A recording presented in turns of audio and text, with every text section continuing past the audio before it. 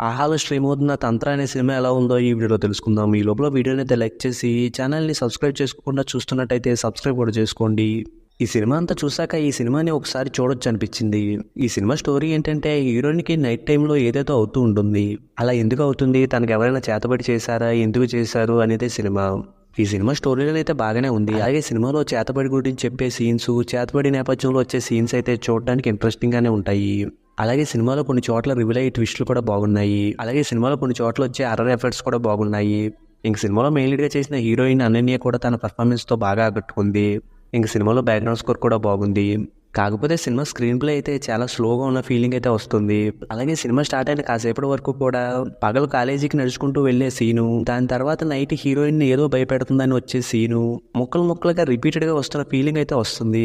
ఇంక ఈ సినిమా కథని అధ్యాయాలుగా చెప్పారు. అసలే సినిమాలో సీన్ టు సీన్ కనెక్షన్ సరిగ్గా లేనట్టుగా అనిపిస్తూ ఉంటే ఇలా చెప్పడం వల్ల సినిమాలో ఫ్లో ఎక్కువ మిస్ అయినట్టు అనిపించింది. ఇంక సినిమాలో కొన్ని ట్విస్టులు రివీల్ అయినప్పుడైతే వాటిని సరిగ్గా హైలైట్ చేయలేదేమో అనిపించింది.